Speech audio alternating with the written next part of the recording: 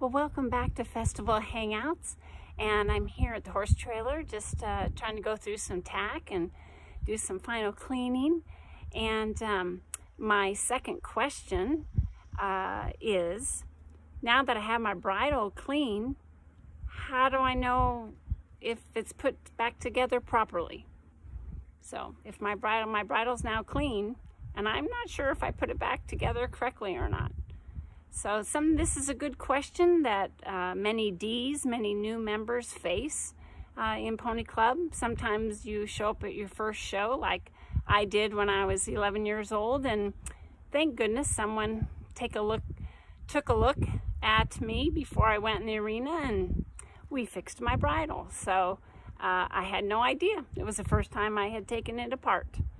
And at rallies, the horse management, we see all kinds of things. Bridles come sometimes totally sort of upside down and backwards.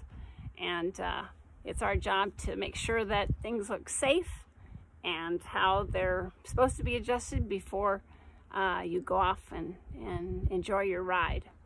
Okay, so I wanted to show you a few things before I show you the bridle and let you figure out what's wrong with it. And that is, as a chief horse management judge or assistant judges, when they're looking at your tack at a turnout inspection or a turn back, there are key things that we look for, and so I'm going to give you some hints and clues, okay? And the first one is stress points. And I'm going to show you a really kind of nasty piece of tack that's been put away in a trunk that I found, and I don't know, it could be from an old boarder or one of our old ones that got put away because it's not being used anymore. It's been stretched out and the holes aren't good anymore. And it's a stirrup leather, but you can see where the stress point, and you can see that nice silver shine to the leather. That shouldn't be there. So that's where the stirrup iron, such as this, fits into, goes through, the strap goes through, and the metal now has made this nice mark on your leather. And what happens is that's where it's most likely going to crack, and your leather won't last as long. And that's a typical place where it will crack and then break. So this is called stress points. So when it looks like that, one of the best things is to use some Castile soap.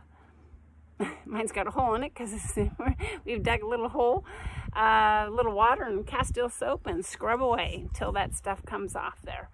And then you're good to go. Then you're good to condition the leather and use it again. So there's a little hint. How many stress points are there on tack? There's lots.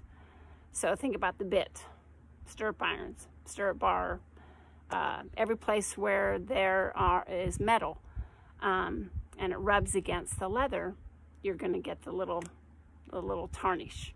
Okay, so let me show you something else.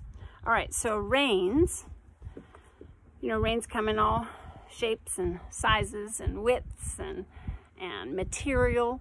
In fact, these reins have material, tough to clean. And then it has these little pieces of leather. So these are great for gripping cross country. They're a little narrow for me, but I think my girls like this, liked using these at one point. All right, but I wanted to show you, these haven't been cleaned yet.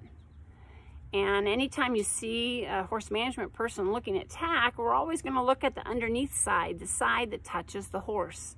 That's what we're looking for. And a lot of times your younger members will only clean the outside.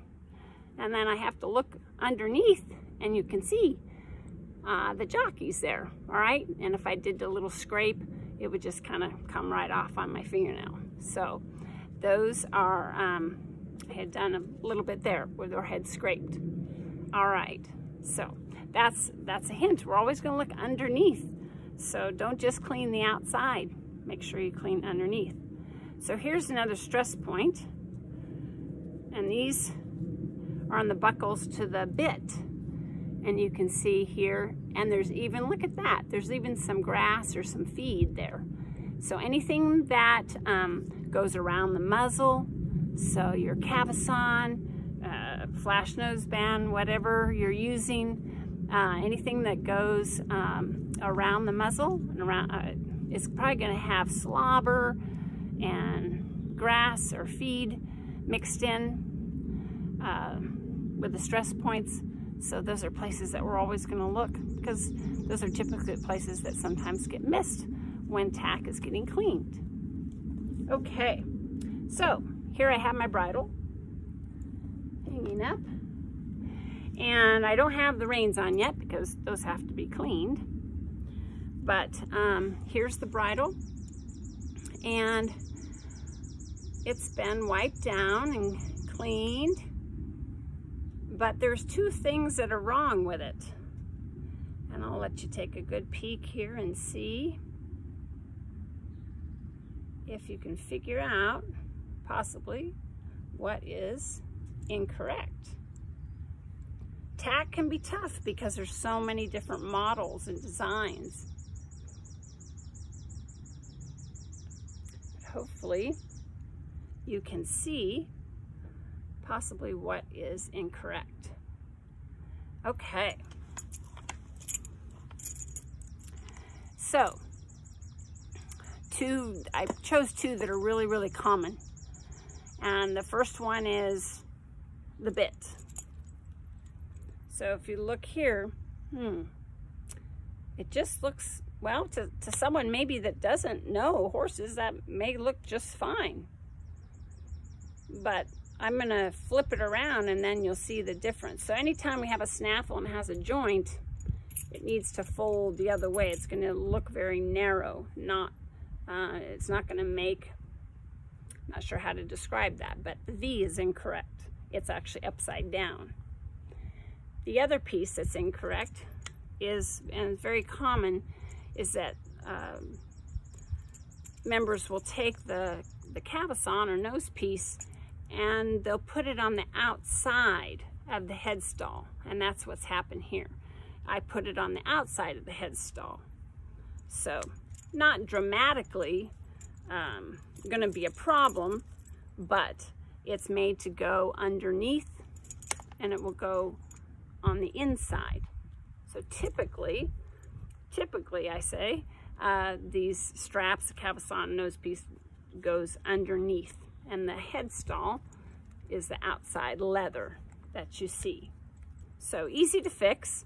I have to undo, and I'm going to have to run it up on the inside. Okay? But let me show you on the bit. Now, the other tricky part. These cheek pieces are made for the buckles to be on the outside. But you'll still see tack. You'll see it both ways. You'll see where the buckles, they're a different type of buckle, maybe run on the inside.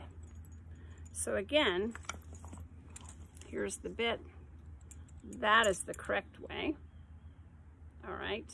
And I guess the shape here, more like a heart shape. This is incorrect. So that's not going to feel very comfortable on the horse's mouth. It's going to hit the corner of his mouth a little differently, and he probably's going to let you know by shaking his head up and down or being really mouthy because it's uncomfortable. All right, so I'm just going to hook that back in so you can see it all back together. And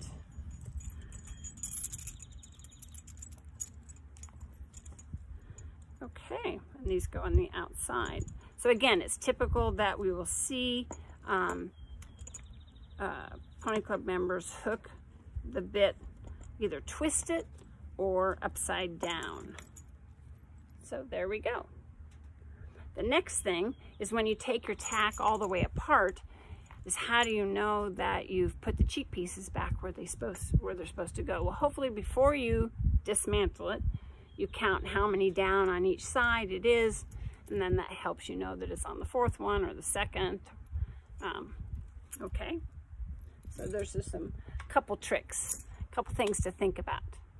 All right, until the next question, I'll see you in a little while. Bye.